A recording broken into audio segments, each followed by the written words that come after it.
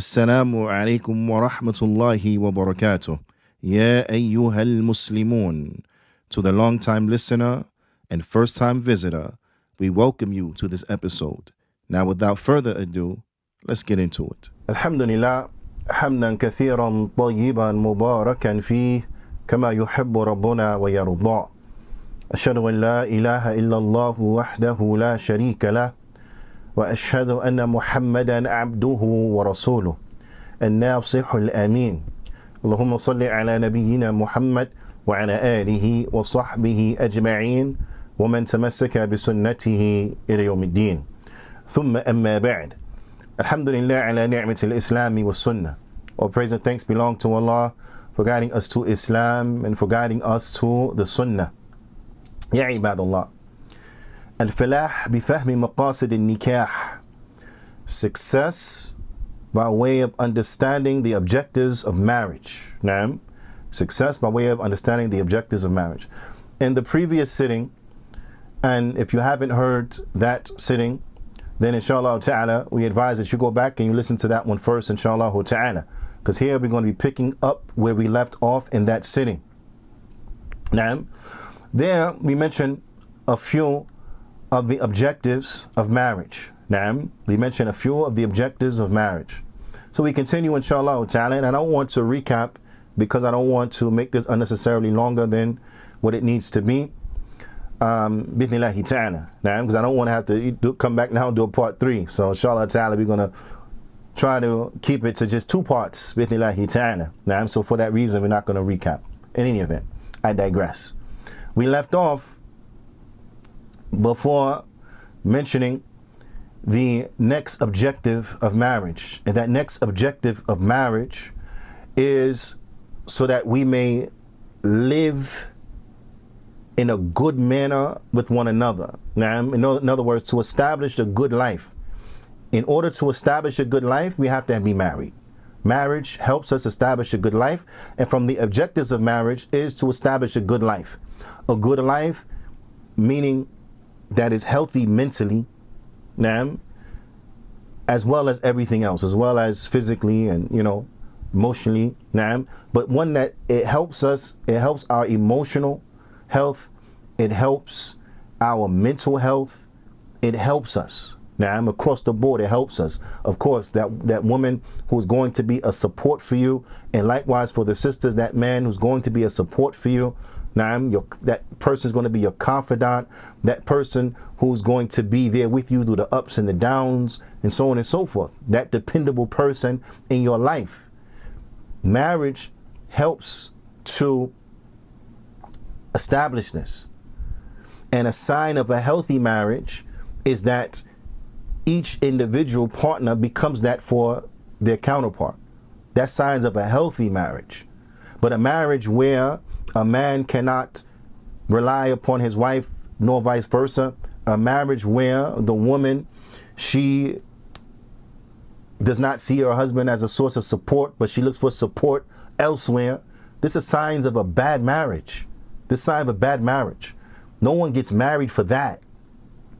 So be that as it may, it is important that we select spouses with all of this in mind, with the big picture, not just the here and right now, but we look at the big picture. Now, is this a person that's going to be supportive? Is this a person that's going to have my back? Is this a person that I'm going to be able to confide in? Is this a person who will keep my trust? Is this a person who I can trust? All of these things have to be assessed, right? That makes sense? All of these things have to be assessed. In any event, one of the ways in which we are able to accomplish this in our lives is by way of marriage. It's by way of marriage. Naam. Allah subhanahu wa ta'ala in His noble book, He says, وَمِنْ آيَاتِهِ, and from His signs. Naam.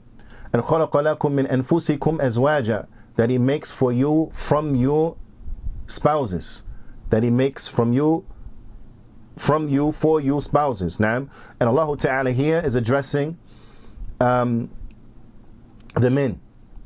Allah Ta'ala is addressing the men, and from His signs is that He made from you women as spouses, as wives. Why? لِتَسْكُنُوا إِلَيْهَا, so that you may live with her in good.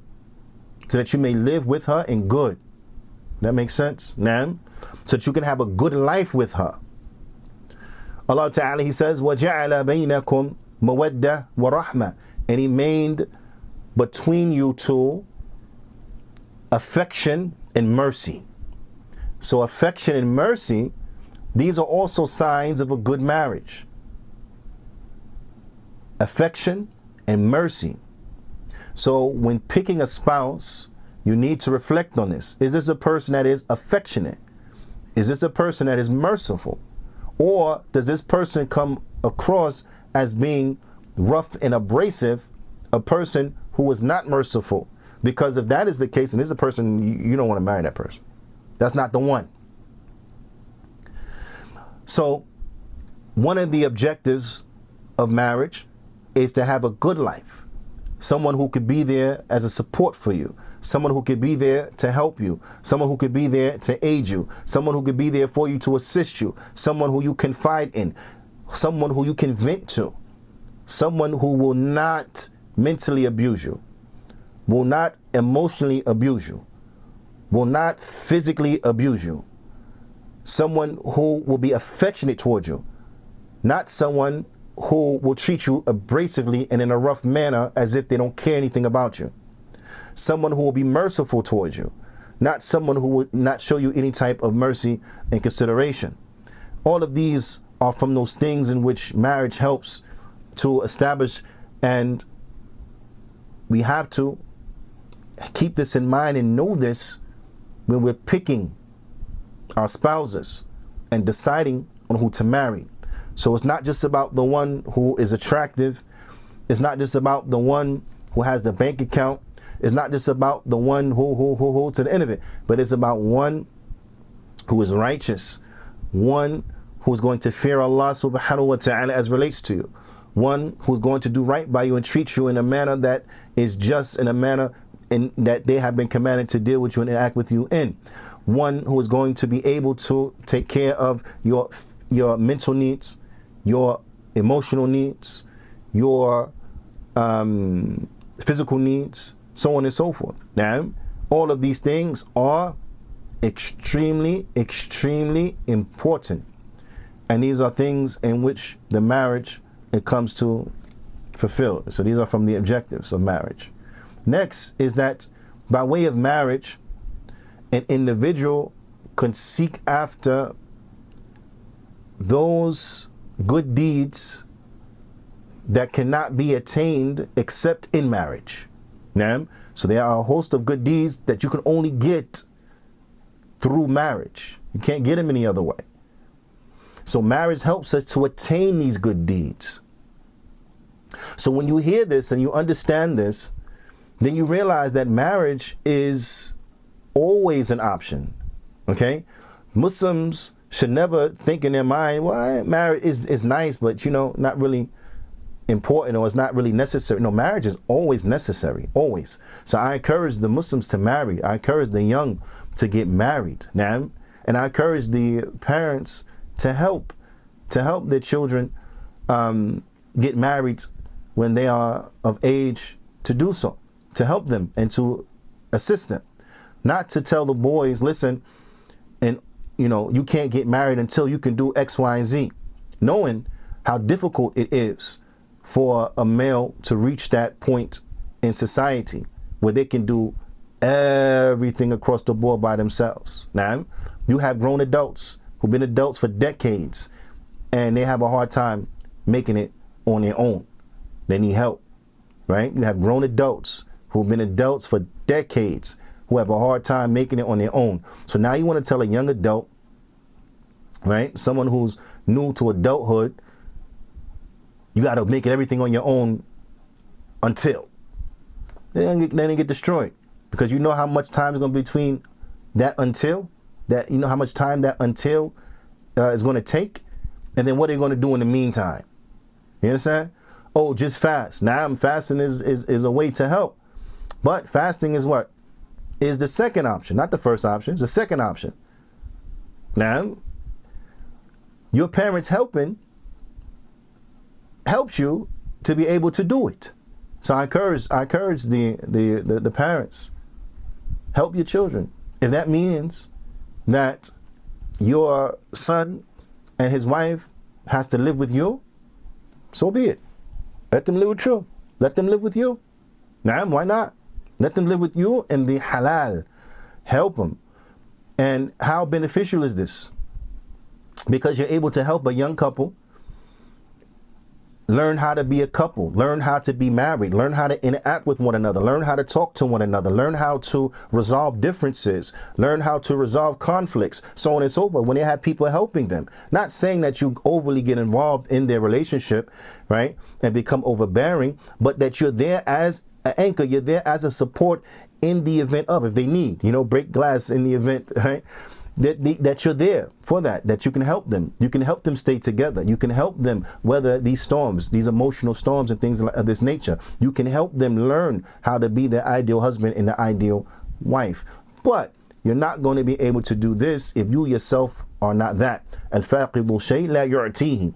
The one who's deprived of something, they will not have the ability to give it. So it is important that we learn how to be the ideal spouse, that we learn as men how to be the ideal husband, and that the women, they learn how to be the ideal wife. Because let's be real, not all of us got married knowing these things. Not all of us got married having these skill set. Not all of us got married knowing what we know now. Now, a lot of us got married and we didn't know what we didn't know. You understand? But now we know better, so it's time to do better. And from the benefits of doing better is that it will increase your own life and enhance your own life and your own situation. Now, it would help better your relationship with your spouse, but also you'll be able to be an example for your children of what to do, and you'll be able to help your children in doing what they need to do when they become married. Okay? So in any event, marriage, it helps us to have good lives, and it helps us to attain those benefits and rewards that you can only get from marriage. Okay, so let's bring an example. What are those benefits you can only get in marriage? Well, the one that strikes out most obviously, and the one that we're going to talk about because it's the most obvious, is what? Is through copulation. Naam, through copulation, through sexual intercourse. Through sexual intercourse. The Qur'an Nabi sallallahu alayhi wa sallam, the Prophet sallallahu alayhi wa sallam, he said, وَفِي بُرْعِ أَحَدِكُمْ صَدَقَةٌ. And in the copulation of one of you with their spouse, then there is charity. Now, in the copulation of one of you with their spouse, having intercourse with the spouse, in it is sadaqah, charity. That's a form of charity you cannot get. You'll never get it unless you're married. Okay? قالوا, so they said, Ya Rasulullah, O Messenger of Allah, أَيَأْتِ أَحَدُنَا شَهْوَتَهُ وَيَكُونُ لَهُ فِيهَا أَجْرٌ.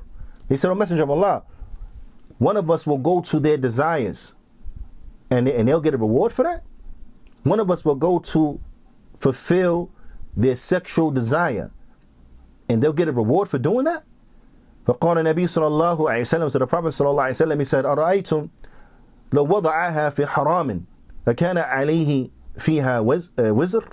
He said, have you not seen, or what is your opinion, if one of you were to do it in an improper manner, if one of you were to do it in the haram, would there be upon him a sin? Then of course the answer is yeah. The Prophet ﷺ, he said, وَكَذَلِكَ إِذَا وَضَعَهَا فِي الْحَلَالِ كَانَ لَهُ أَجْرٌ.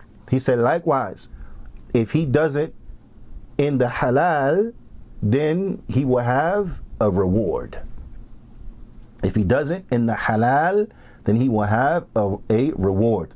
Likewise for her, if she fulfills her sexual desires with her husband, then she'll get a reward. Just like if she were to fulfill her sexual desires with someone who's not her husband, she's going to get a sin. Okay? So this is something that is important for us to understand, and maybe this will change the way we look at copulation. for those who need that advice, right? Because some people, for whatever the case is, perhaps they need an encouragement. Perhaps they need an encouragement to not only be mindful and cognitive of their own desires, but also to pay attention to the desires of their spouse. Now, also to what? To pay attention to the desires of their spouse. To shed light on this, Imam al-Nawawi, rahimahullah ta'ala, he mentions inside of his explanation of the Saheeh Muslim, right? Excuse me. As the aforementioned hadith was collected by Imam Muslim, Imam al-Nawawi, rahimahullah ta'ala, he mentions, وفي هذا دليل على أن المباحات تصير طاعات بالنيات الصادقات. نعم الصادقات. He says, so from this we see that things that are generally allowed can become acts of worship if the intentions are sound, are true. If the intentions are true and sincere, then they will turn into worship. Okay? فالجماع, so copulation or sexual intercourse, يكون عبادة, could become worship. You hear that? Sexual intercourse could become worship. So for those who need that encouragement, remember this, that sexual intercourse could become what? Worship. Now, and this is in particular those who perhaps they become a bit imbalanced in their life. So they may say, listen, I'm going to stand here and at nighttime, I'm going to pray. I'm going to pray tahajjud. Okay? And I know my wife, she may have some needs and things like that, but you know what? She'll be all right. I need to get this prayer in. Remember, brother, that if your intention is proper, you can leave the worship of standing at night and worshiping Allah to the worship of satisfying the needs of your wife, and vice versa, sister. Now, so you're not losing out on anything, but you're going from one worship to another worship. So you benefit. You benefit. Hands down. You benefit. Ala kulli hal. This, like I said, this is for those who need to hear that.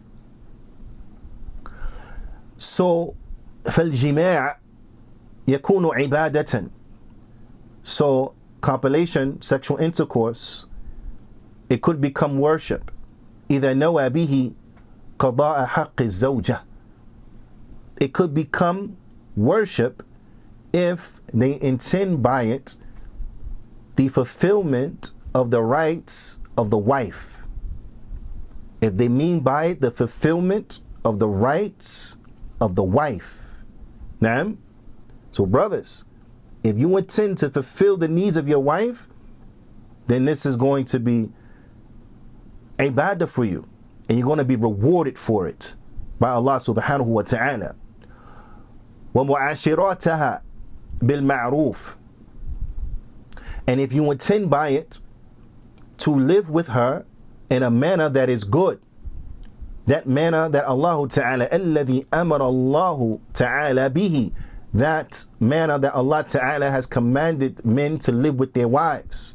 Naam, to live with them in a manner that is good, meaning to live with them in ma'roof. They live with them and they give to them everything that is known to be good. That's why it's called ma'roof, something that is well known to be good. Okay? So for example, is it known to be good that a man buys his wife presents? Is that known to be good interaction? Yeah. So men are encouraged, so we encourage what to buy our wives presents. Just like we encourage to generally give presents one to another.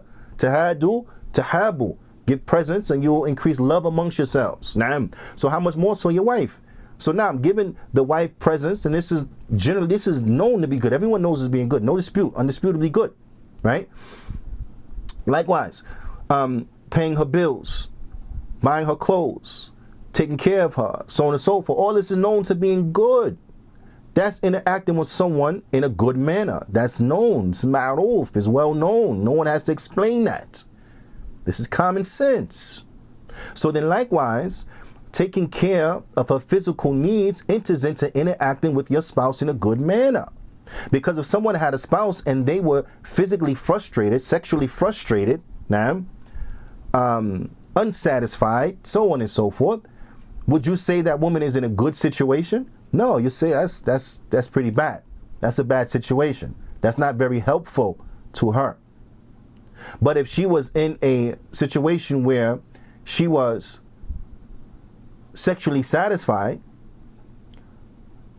in a situation where she didn't come up wanting in this regard, as relates to her interaction with her husband, then you would say, oh, she's in a good situation. She's in a good situation. That's good. Meaning from this aspect, right? Everything else got to be there too. So not just this part is good, but then the rest of your relationship is total chaos. No, everything got to be there. Okay? Not, I don't pay the bills and I don't take care of her. I don't spend on her and this and that, but I can do that. Then no, you're not worth that much, brother. You got to bring it all to the table, brother. Got to be a man, period. And being a man, just not inside the bedroom. You got to be a man, period. In the bedroom, outside the bedroom, in the house, outside the house, right? You got to be a man. The same applies for the women as well, that they have to look after the needs of their husband, and that they'll be rewarded for doing that. And that this enters into interacting and living with one another in a good manner, right? Ala kulli hal. So, if your intention is to take care of the needs of your spouse, you'll be rewarded. Or another way, another intention that you'll be rewarded for as well, أو طلب ولد صالح, or if you're trying to get pregnant. If you're trying to get pregnant because you want to have righteous children. If that's your intention for laying down and for copulating, right, having intercourse, then that's a good deed. You'll be rewarded for that. You'll be rewarded for that, for trying to get pregnant and have it, and so you can have good children. You'll be rewarded for that. Or i'faf nafsihi. Listen, أو i'faf nafsi. Or if he's seeking contentment for himself, or if she is seeking contentment for herself, then it says also, you also will get a reward for this. You also will get a reward for this. Or if you are seeking i'fafa az-zawja, or if you're seeking to satisfy solely your wife. Now, I want you to pay very close attention to this and what is meant by this and how this differs from fulfilling the rights. Because of course, by fulfilling the rights and giving her her haqq, na'am, and he lays down with her to give her her haqq, the husband with the wife, he get rewarded. Likewise, if she lay down with him to give him his right, then she will get rewarded. Okay, so they both will get rewarded. But also, listen, if your intention in doing so is so as to suffice them, right? Either the man to suffice the woman, or the woman to suffice the man, وَمَنْعُهُمَا جَمِيعًا, that will prevent the both of them مِنَ النَّظَرِ إِلَى الْحَرَامِ, from looking at haram, from looking at the haram. I'm going to say that again, from looking at the haram. So if their intention is to satisfy sexually their partner so that their partner will not look at the haram, that they would satisfy their partner, that will prevent them, bar them from looking at haram. So they will satisfy sexually their partner in a manner where They don't need no haram. They ain't worried about none of that. Why? Because they're well fed at home. You understand? They're well fed at home. So they don't gotta look for nothing in the street or anything anywhere else, right? So this now becomes what? Medicine for those who have a sound heart. I'm not talking about those perverts who are sick, evil-hearted individuals. There's nothing you could do with an evil-hearted individual. A person who's sick, there's nothing you could do with them. But a person that has a good heart, then you'll be able to help them as a spouse to lower their gaze by making sure their needs are fulfilled in a manner that they wouldn't even worry about anything else. They wouldn't even come to their minds. Something else for what? I'm good now. I got what I have right here. You understand what I'm saying? So this is something that's very important, and it's something that can be taken as a medicine, especially in this society we live in. This society is crazy. Now, so this is a medicine that there's some couples out there, you need this. So apply it. Implement it. Take it. So it would help them not to look at the haram. Also, al-fiqh fihi, or to think about it. Because maybe they won't look at it, but they're thinking about it. They're imagining, fantasizing over someone else. Why? Because their spouse is not fulfilling them in this regard. Now, it's not satisfying them in this regard. That's a problem. Aw al-ham bihi, or to even have a concern for it. Meaning, well, they ain't worrying about nothing else going on. Why? Because they have what they need right there. They're happy with what's in the house. Okay? So again, I want you to look at all of this, because this helps for a sound, healthy marriage. And I want you to remember that a lot of this, what we're talking about right now, you have to have on your mind before you marry somebody. So to marry someone who you don't believe could fulfill these aspects, it's not advisable. Okay? To marry someone who you do not believe could fulfill these aspects, it is not advisable. Because if that's your only spouse, then how are you going to fulfill these aspects of your life if you marry someone who you know you're not attracted to? If you marry someone who you know you are not attracted to, beautiful personality, right? Very religious, beautiful personality, sweet person, but to you looks like a monster, horrible looking, ugly, right? Someone who you don't even want to kiss them. If you don't even want to kiss them, you don't even want them touching your hand, then how are you going to be intimate? So this aspect, and maybe I don't need to talk too much about it, because most people, that's the only thing on their mind anyway, unfortunately, a'udhu billah, is this aspect. But this aspect is also important, because I know of some cases of individuals who were not thinking like this. And usually it ends very bad. Usually ends in divorce, but not like a smooth one. It's very bad, traumatic situation.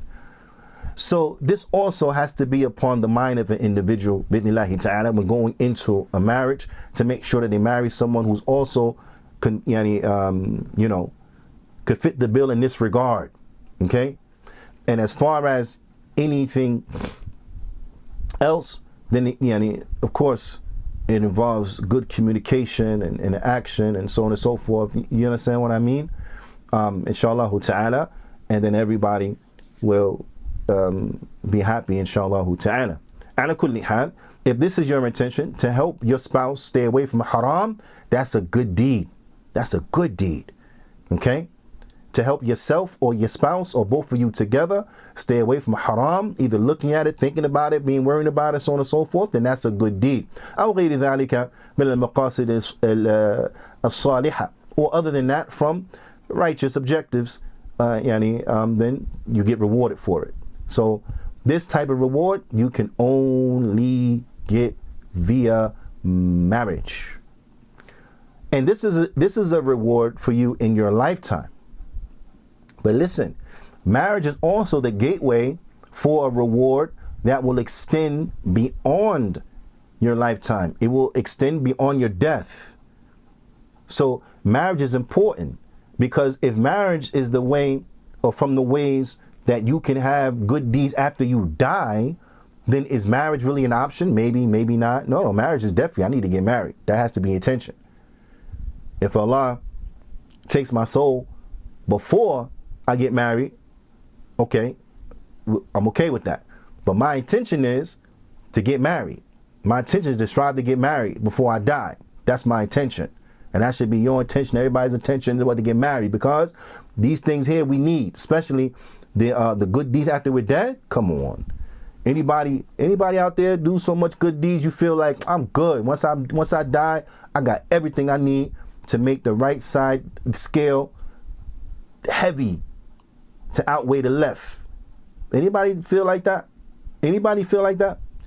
If you feel like that, and I'm talking to you right now who feels like that, if you're someone out there and you truly feel like that, something's wrong with you. Because no person in their right mind should be that deluded and big on themselves that they be thinking like that. I'm so good, I'm good. I did so much good time, did so much good deeds. When I'm dead, that's it. I'm straight. I don't need one more good deed. I'm good. Man, you crazy. You crazy. So that's just, public service announcement. You think like that? Something wrong with you. Crazy. Ala kulli hal. The Prophet sallallahu alaihi wasallam, he said, إذا مات الإنسان انقطع عنه عمله إلا من ثلاث. That when a man dies, all of their good deeds are cut off except from three. إلا من صدقة جارية, except from the sadaqah that keeps going, that perpetual sadaqah, like a person digs a well, for example, then as long as people are drinking from that well, they'll be rewarded, right? Or they help to build a masjid, as long as people are benefiting from that masjid, going there to pray, read Qur'an, Taraweeh, so on and so forth, they'll be rewarded. Or helps to build a school or orphanage or a health clinic, and right, things like that. I think it's well known. Then a person, they will receive a reward as long as that institution is there. Even if it's long after their death, they'll still benefit. أو علم ينتفع به, or from a knowledge that they left behind, in the form of writings, right, pupils, so on and so forth. They left behind a legacy of knowledge that people can benefit from. And that legacy of knowledge that people can benefit from, it doesn't have to be because you became Shaykhul Islam, right? It doesn't have to be because you became Shaykhul Islam. But it can be something as simple, and we overlook this a lot, unfortunately. It can be something as simple as you taught children how to read. You taught children how to read their alphabet. Naam. Alif, Ba, Ta. Naam. You taught them their alphabet. You taught them how to read. You taught them what is Fatha, Kasra, Dhamma. Naam. So they can say A, I, U, Ba, Bi, Bu, Ta, Ti, Tu. Naam. So on and so forth. You taught them how to read. That is some knowledge, a legacy that will benefit you. Because everyone who you teaches how to read, for the rest of their life, when they read the Qur'an, you're going to be rewarded for that. You're going to be rewarded for that. And if they teach somebody how to read, then you're going to be rewarded for that person's reading as well. And if they teach someone how to read, the person who you taught and then taught them, and so on and so on, right? Third one down the chain learns how to read, then you get benefit from them too. And if they teach people how to read, you get benefit from them too. And if one of them becomes a teacher in the school, for example, weekend program or everyday program, maybe have a school program, and they teach multitudes in a class full of children how to read, then you'll get rewarded for all those too. And you only start about teaching one person how to read. And you see how fast that can multiply until your calculator runs out of space. Right? Do you see how fast I can calculate? And all you did was what? You taught one child how to read. Think about that. Think about that. So just imagine. So this should be an encouragement for myself and for you to what? To learn Arabic, learn how to read. Why? Just so you can teach other people how to read. Because you should want this reward. You should want this reward. But again, al-faqidu shay what? La yu'tihi. The one who's deprived of something, what? They can't give it. So in order to be able to give it, you have to already have it to be able to give it away. Naam. So that's something that is tremendous. Naam. What's connected to this class, what we're talking about now, is the last one.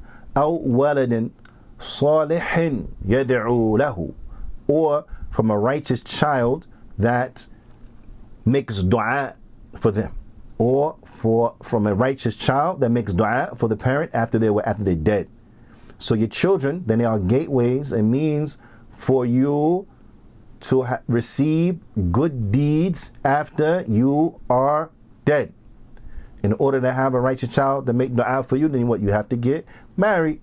Because in order to lay down with the opposite sex, in order to get pregnant, you gotta be married. So these are just some of the objectives of marriage that should be an encouragement, bithnillahi ta'ala, for us to get married and to find and look for the right people to marry, so that these objectives could be fulfilled by way of marriage. فنكتفي بهذا القدر إلا اللقاء. Till next time we meet. استودعكم الله والسلام عليكم ورحمة الله وبركاته.